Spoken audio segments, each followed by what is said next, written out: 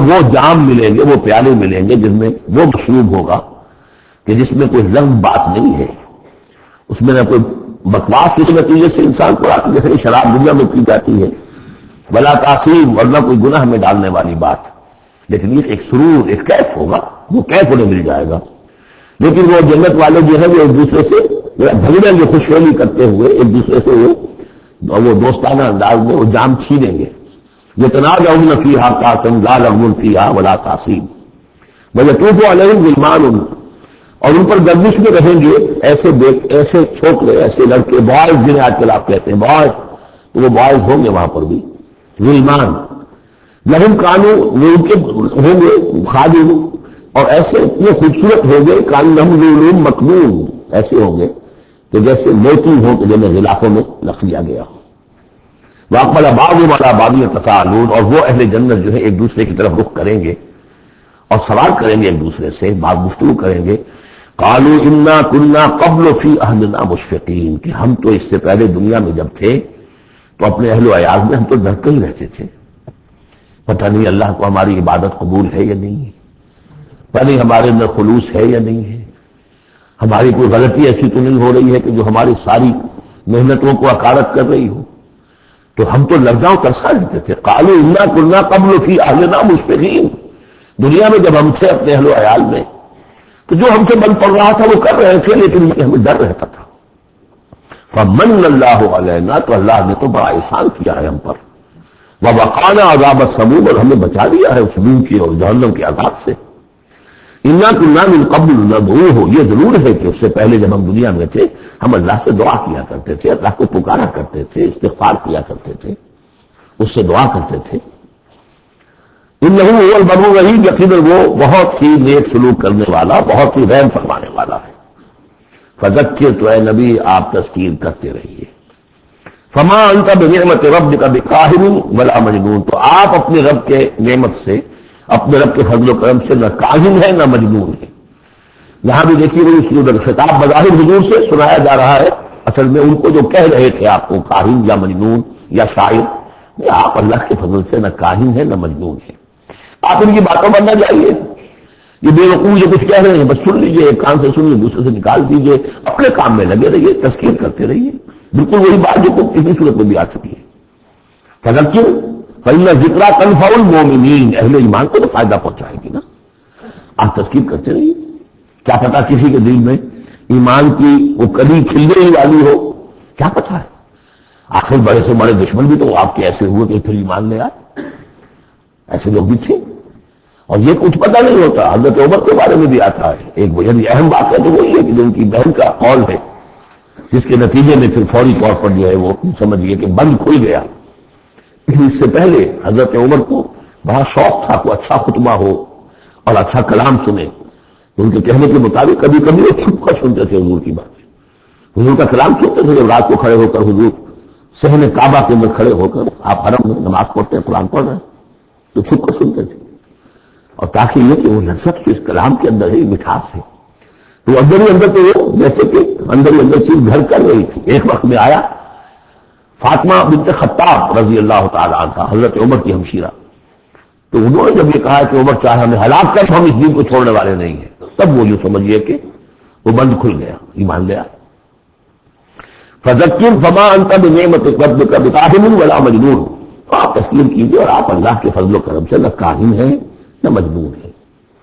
ام یقولون شاعر نتربص بہ ریب المنون، کیا ان کا کہنا یہ کہ یہ شاعر ہے اور ہم منتظر ہیں اس پر گردش زمانہ کے، زمانے کی گردش کیا دکھاتی ہے، ویٹ کرو گے تو اس سے پتہ چل جائے گا یہ جو کچھ کہہ رہے ہیں، تو ذرا ابھی جلدی نہ کرو، ایمان مت لاؤ فوراً۔ وہ ایک دوسرے کو اس طریقے سے تھامتے تھے۔ قل تربصوا، کہہ دیجیے اچھا کر لو انتظار، فإنی معکم من المتربصین، تو میں بھی تمہارے ساتھ انتظار کر رہا ہوں۔ ام تامرہم احلامہم ھذا ام ہم قوم طاغون، کیا ان کی عقلیں انہیں یہی کچھ سکھا رہی ہیں، یا یہ جان بوجھ کر طغیان و سرکشی کر رہے ہیں؟ دو ہی شکلیں تھی نا، کہ یا تو یہ واقعتاً مغالطے میں ہوں اور ان کی عقل میں بات نہیں آ رہی، اور ان کی عقل جو ہے انہیں سکھا رہی ہے کہ نہیں یہ قابل قبول شے نہیں ہے جو محمد کہہ رہے ہیں، یا یہ کہ اپنی طغیانی اور سرکشی کی وجہ سے، حالانکہ عقل گواہی دے رہی ہے کہ بات ٹھیک ہے،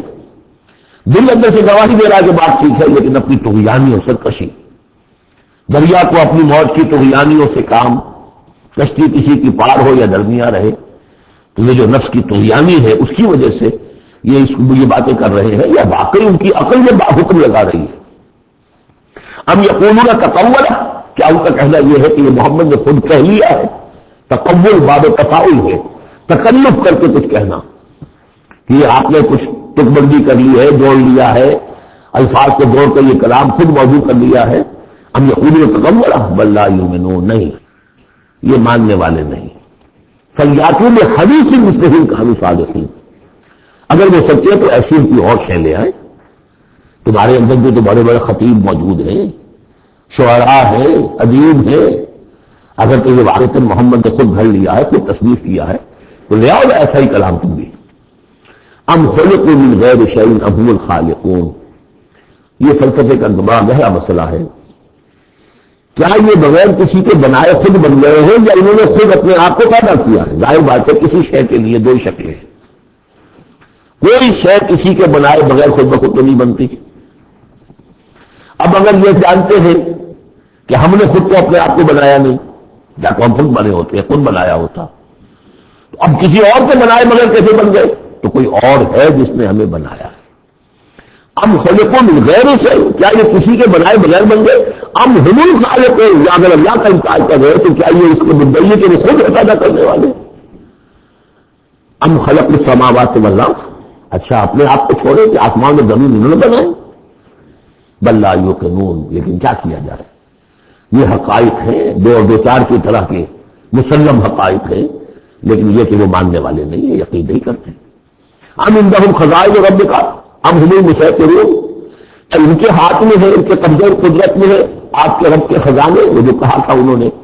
کہ کسی بڑے آدمی کے پاس، بڑے چودھری سرمایہ دار کسی سردار کے پاس یہ وحی آئی ہوتی ہے، اللہ نے بھیجنی تھی۔ تو یہ بنی ہاشم کا یتیم جس کے پاس کوئی سرمایہ نہیں، کوئی اثاثہ نہیں، نہ ہی مکے کی ہائرارکی جو تھی وہاں کی اس میں کوئی عہدہ تھا، حضور کے پاس کوئی عہدہ نہیں تھا۔ بہت بڑا عہدہ حضرت ابوبکر کے پاس تھا، قتل کے مقدمات کا وہ فیصلہ کرتے تھے کہ فلاں مقتول کا خون کتنا ہوگا۔ اور ٹرائبل جو سسٹم ہوتا ہے، ٹرائبل لائف میں سب سے زیادہ سینسٹیو ایشو یہ ہوتا ہے طے کرنا کہ کسی مقتول کا خون بہا کتنا ہوگا، اور یہ عہدہ حضرت ابوبکر کے پاس تھا۔ وہ سرمایہ دار بھی تھے، 40,000 دن کا ان کا سرمایہ تھا، اس سے جو وہ ایمان لائے ہیں، جس میں کہ جب گئے ہیں حضور کے ساتھ ہجرت پر تو کچھ نہیں چھوڑا گھر میں، اگر کچھ تھا تو وہ لے کر ساتھ گئے کہ راستے میں ضرورت پیش آئے گی، حضور کے ساتھ کچھ نہیں چھوڑا، حالانکہ خاندان کو چھوڑ کر گئے۔ حضرت عائشہ، حضرت اسماء دونوں موجود تھیں، ان کی والدہ، پھر حضرت ابوبکر کے والد ابو قحافہ، سب کچھ چھوڑ کر گئے، ایک پیسہ نہیں چھوڑا۔